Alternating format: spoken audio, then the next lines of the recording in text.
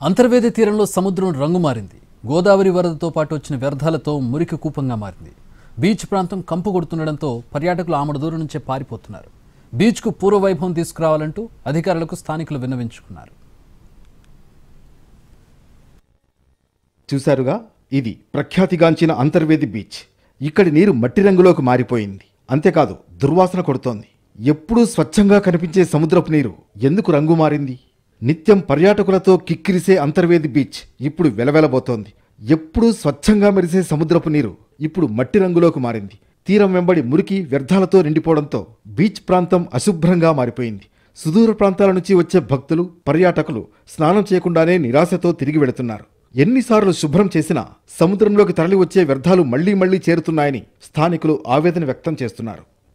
అంబేద్కర్ కోనసీమ జిల్లాలోని ప్రముఖ పుణ్యక్షేత్రం అంతర్వేది లక్ష్మీ నరసింహస్వామి ఆలయం. స్వామి ఆలయానికి వచ్చే పర్యాటకులంతా బీచ్కి వెళ్లడం పరిపాటి. కానీ ఇప్పుడు బీచ్ దగ్గరకు వచ్చే పర్యాటకులు ఆమడ దూరం నుంచే వెనుదిరుగుతున్నారు.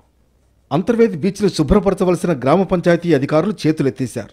వ్యర్థాలు, చెత్తాచెదారాలు భారీగా చేరడంతో బీచ్ని శుభ్రపరచడం మా వల్ల కాదని తేల్చి చెబుతున్నారు. అంతేకాదు, అంతర్వేది బీచ్ను శుభ్రపరచాలని కోనసీమ జిల్లా కలెక్టర్ను గ్రామ పంచాయతీ సర్పంచ్ సభ్యులు కోరుతున్నారు.